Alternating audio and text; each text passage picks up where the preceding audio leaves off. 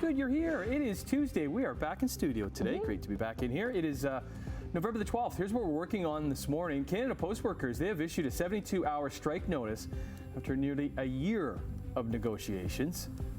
A bridge coming down in St. Catharines is going to affect GO train services next week. And Mattel is apologizing after a misprint on packaging of its nude Wicked dolls.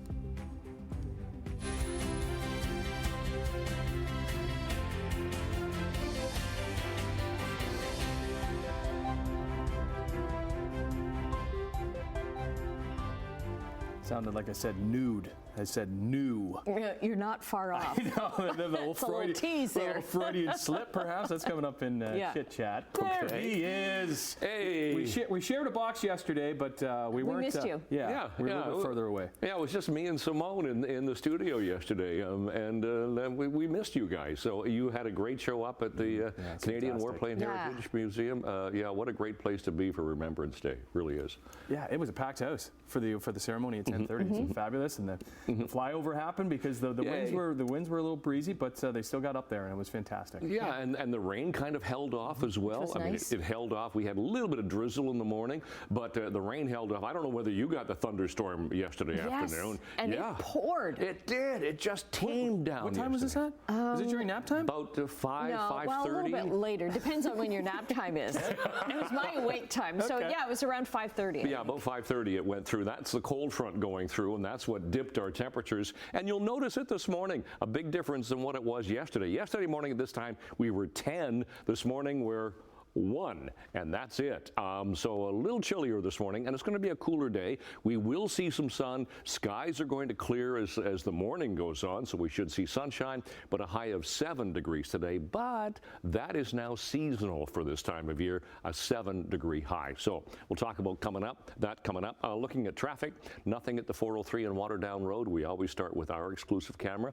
That's doing fine. We do have a minor problem on our MTO traffic cameras.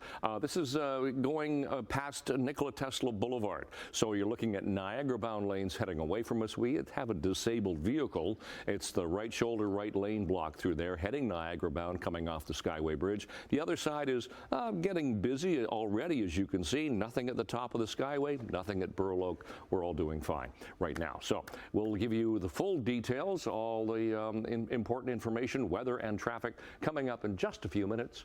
Right now, the news.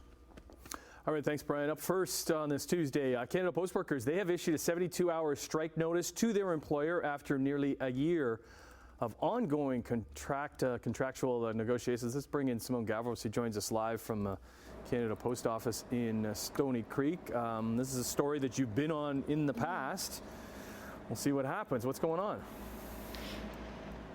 Yeah, Tim, that's right. And this update just came within the early hours of this morning. So the union posted on their website that they are giving the 72-hour strike notice, meaning that they could walk off the job as of 12:01 on Friday if a deal isn't reached within the next 3 days. Now, as you mentioned, bargaining has been ongoing with the two largest bargaining units at the union for almost a year, and that's the Urban Postal Operations Unit and the Rural and Suburban Mail Carriers. The Canadian Union of Postal Workers presented their second offer for both groups to Canada Post on November 5th. That's the latest offer that's on the table. And this came after Canada Post presented their offer on October 29th that includes annual wage increases amounting to 11.5% over 4 years. The union says that many of their key demands have still not been met as the negotiations have continued, and that mainly includes wage increases as well as improved benefits, pensions, increased sick days, just to name a few. Now, other postal services like FedEx are preparing for any possible labor disruptions. Their website says they have a comprehensive contingency plan in place if job action does happen on Friday. Now, this morning, we've reached out to the union as well as Canada Post for any updates, given that this did come out as of 12:01 this morning regarding the 72-hour strike notice. We'll bring you those updates throughout the morning. For now, I'll send things back over to you, Annette. Okay, thanks very much, Simone. Friends and family of the man fatally shot by Hamilton police last weekend want answers. 43-year-old Erickson Cabrera is described by his family as a gentle soul and a dedicated father of 3 boys. Cabrera's family say they're disturbed by the Ontario Special Investigations Unit's initial claim that there was, quote, an exchange of gunfire. The police watchdog later issued an updated statement saying it didn't appear as though the man had fired a gun. We want to see the surveillances. We want to see the evidence. We want to be clear what happened to Erickson, because we don't believe that he was violent whatsoever. He was a peaceful man, and we want him to be honored as he was a contributor to the society and to his family and community. So we want justice for ourselves, for the world to see that he was a good man who suffered brutality. It's a family friend of Erickson Cabrera's. Hamilton police responded to a condo building on Main Street West Saturday after reports of a man acting in a threatening manner. The SIU says 2 officers fired their weapons, hitting him. He died in hospital on Sunday. Investigators have recovered a replica firearm from the scene, as well as the officers' weapons. Well, whatever is left of the pair of buildings that collapsed in Hamilton's downtown core around this time yesterday are being demolished. Crews, they were working last night to remove the debris. 2 buildings facing Gore Park. They collapsed shortly after 6 o'clock yesterday morning. Now, no one was found inside. No one was hurt. Both boarded up structures. They were built way back in the 1870s. Hamilton Mayor Andrew Horvath wants answers about what happened. Something like this obviously doesn't happen overnight. So there's been a long-standing, obviously, problem with the elements getting into that building. I don't have any details at this point, but I'm asking all of the questions of our staff. Yeah, Horvath says that includes reports on how many other buildings there are in Hamilton at risk of collapsing. Meantime, St. Catharines is moving forward with the demolition of the St. Paul's West Bridge. It's a project that's going to disrupt GO train service to Niagara Falls and St. Catharines. Now, this is video of the more than 100-year-old bridge from last year. Work to remove it is set for next Monday, November 18th, until Wednesday, November 20th. It is the next step in Niagara Region's GO Precinct development project. During the bridge removal, there will be pedestrian, traffic, and transit detours. Because the bridge is over an active CN rail corridor, CN is suspending train service on the tracks below, and that's why GO train service will be disrupted. From Monday to Wednesday, trains will begin and end at Aldershot or at West Harbour GO in Hamilton. Thousands gathered to honor veterans at the Canadian Warplane Heritage Museum during Remembrance Day. It was aired live here on CHCH as the sacrifices of those who stepped up to serve Canada were remembered. 10 veterans who served in the Second World War were at that ceremony. Many of them are over 100 years old.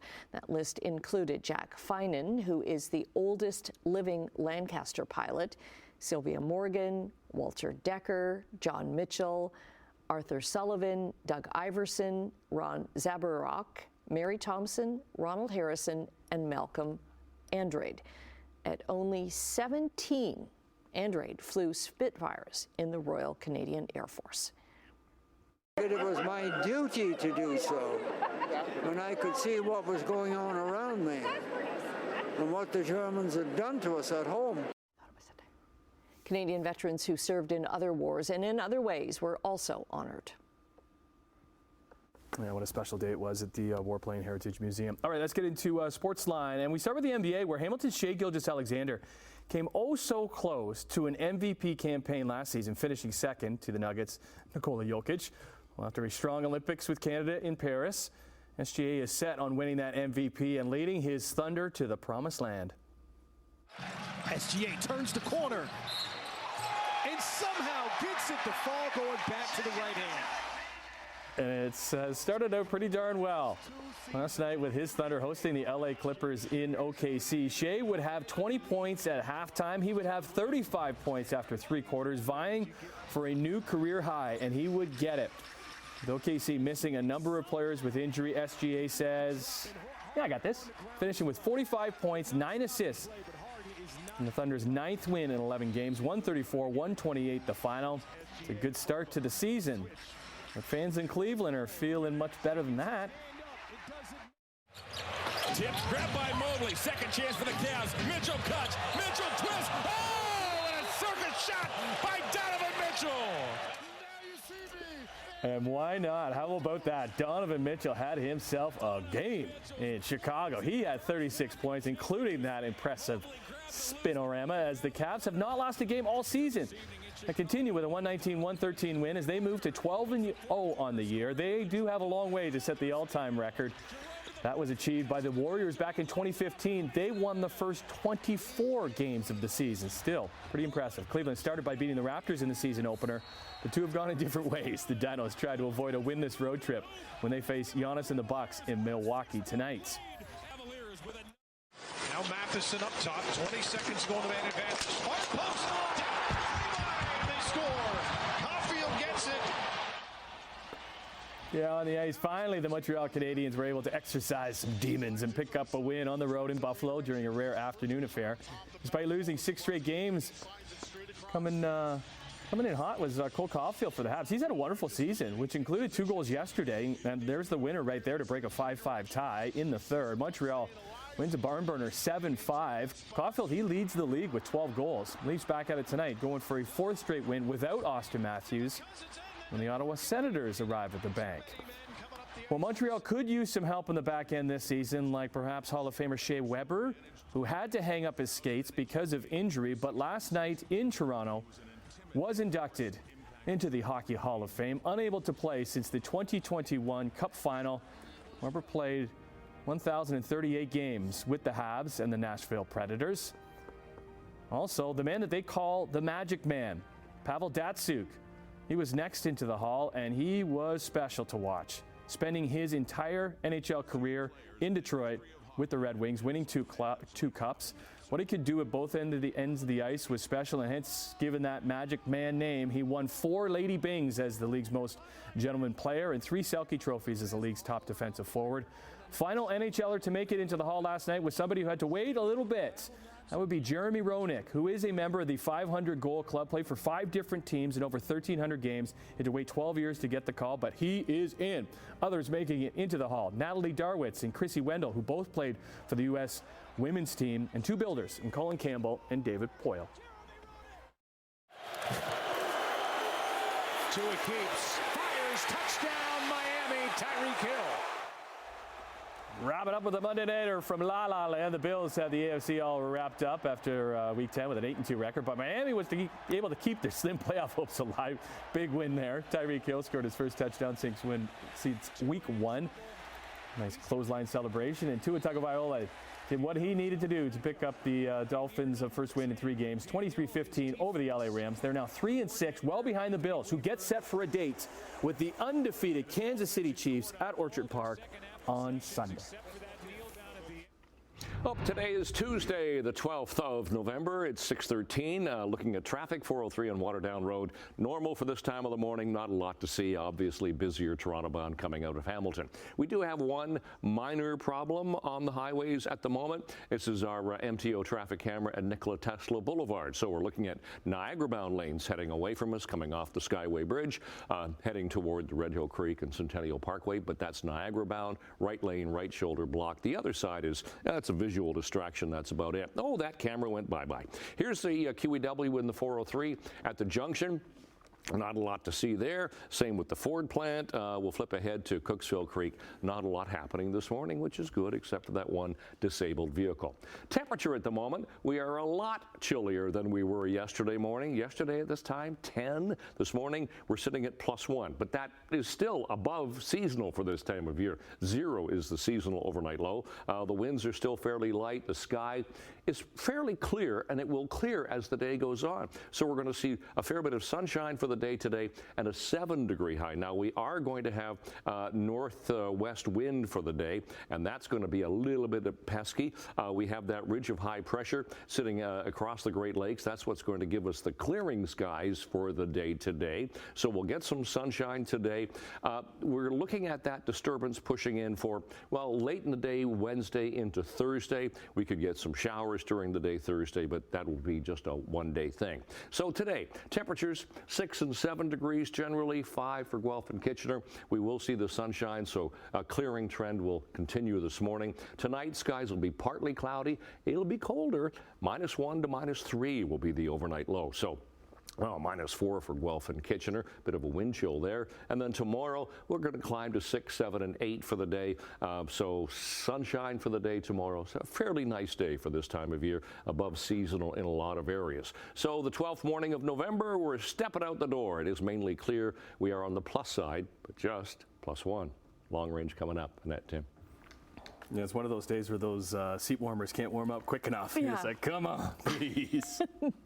All right, off and running. We're going to say hello to Emily Vukovic coming up after the break, see what she has happening in CHCH. Also in business news, with the holiday season quickly approaching, port strikes in BC and Montreal disrupting trade. That and other business news in 2. There's our friend Emily Vukovic. Hi. What's going on? I'm good. Into How position. are you guys? Yeah, I'm like, where am I? I'm over here. I'm here. Whew, it's Tuesday. Okay.